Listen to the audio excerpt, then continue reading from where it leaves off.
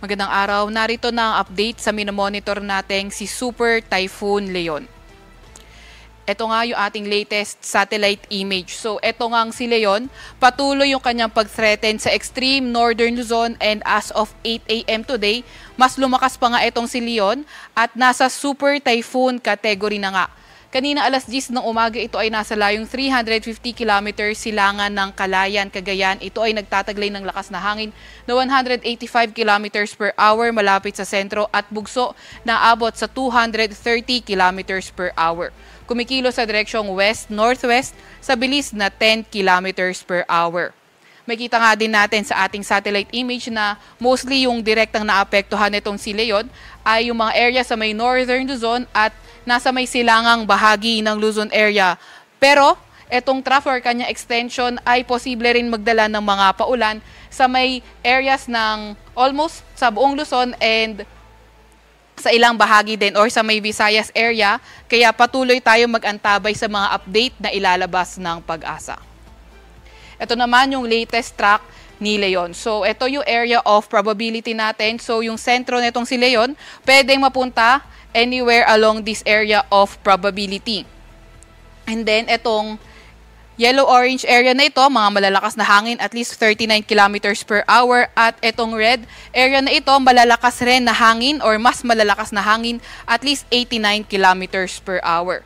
So may kita natin itong direksyon ni Leon sa mga susunod na araw or sa mga susunod na oras ay posibleng papuntang northwest hanggang sa ito ay maglandfall sa may Taiwan area at pagkalagpas nga nito ng landmass ng Taiwan, posible na itong kumilos sa direksyong north-northwest to northeast direction. Inaasahan nga natin itong si Leon pinakamalapit sa may Batanes from late evening today to tomorrow morning. So, nasa area nga rin ng probability of Batanes. So, ang landfall scenario sa may Batanes, hindi natin rinurule out. Pero regardless maglandfall man ito o hindi, yung mga malalakas na hangin, pati na rin yung mga malalakas na pag-ulan, patuloy na mararanasan natin. Kaya palagi pa rin tayo maging handa, makinig sa ating mga DRR officers, pati na rin mag-antabay sa mga ilalabas na advisory ng Pag-asa. Inaasahan nga natin itong super typhoon nito ay peak intensity papalapit sa may Batanes area. So, kagaya nga ng ating nabanggit, patuloy tayong mag-antabay sa ilalabas update ng Pag-asa. Lagi makikinig sa ating mga DRR officers kung kailangan ng lumikas. Dahil nga po, nakikita nga natin na napakalapit sa may Batanes area, extreme northern Luzon area din. Pero regardless, may mga paulan pa rin tayong mga mararamdaman sa other parts of our country po. And then, pagka-landfall naman ito sa may Taiwan area, posible nga itong humina. Posibleng lumabas na rin ang ating Philippine Area of Responsibility, itong si Leon tomorrow evening or Friday early morning. Dahil pa rin kay Leon, meron tayong nakataas. Sa kasalukuyan, ang pinakamataas ay signal number 3 dito sa may Batanes, eastern portion ng Babuyan Islands at ang northeastern portion ng mainland Cagayan. Signal number 2 naman sa nalalabing bahagi ng Babuyan Island, nalalabing bahagi ng mainland Cagayan, northern at eastern portion ng Isabela, sa may Apayao, sa may Kalinga, northern at eastern portion ng Abra, eastern portion ng Mountain Province at sa may Ilocos Norte. Signal number 1 naman sa nalalabing bahagi ng Isabela, sa may Nueva Vizcaya, nalalabing bahagi ng Mountain Province, sa may Ifugao, sa may Benguet, nalalabing bahagi ng Abra, sa may Ilocos Sur, sa may La Union, Pangasinan, Nueva Ecija, pati na rin sa may Aurora, northeastern portion ng Tarlac, northern portion ng Bulacan, northern portion ng Quezon, kabilang na ang Polillo Island sa may Camarines Norte, northern portion ng Camarines Sur, at ang eastern portion ng Catanduanes. Para sa mas detalyadong impormasyon, pwede niyong bisitahin ang aming website, pagasa.dost.gov.ph under Tropical Cyclone at under Tropical Cyclone Bulletin. Inaasahan natin na ang signal number 4 ay maaaring itaas sa may Batanes this afternoon dahil nga sa mga malalakas na hangin dulot ni Leon. So kapag mas kumaliwa pa nga itong track ni Leon, hindi natin tinatanggal yung pag-issue natin ng signal number 5 kagaya nga ng mga nabanggit na natin sa ating mga previous presentations. Ito naman yung mga bugso ng malalakas na hangin for today. Inaasahan natin sa Bataan, Metro Manila, Calabarzon, Mimaropa, Bicol Region, malaking bahagi ng Visayas, pati na rin sa may Dinagat Islands. Bukas naman sa may Aurora, Batangas, Quezon, Mimaropa at sa may Bicol Region. On Friday, sa may Batanes, Cagayan, Isabela at Aurora. So kahit yung mga areas na ito ay walang signal, aasahan nga natin bugso ng mga malalakas na hangin.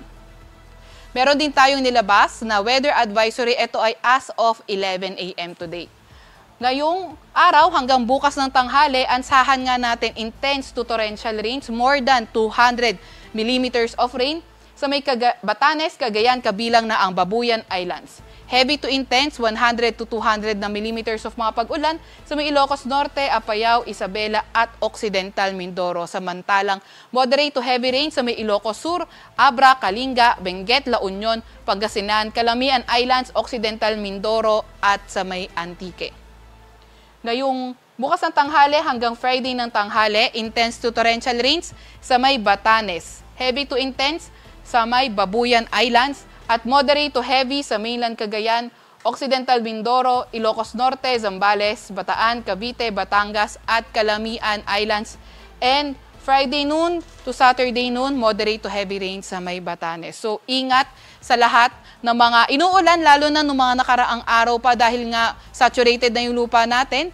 So mataas ang tsansa ng pagbaha, pati na rin ang pagguho ng lupa. Yung ating mga kasamahan sa Regional Services Division ay maglalabas ng mga thunderstorm advisory, rainfall advisory o hindi kaya heavy rainfall warning kung kinakailangan naman.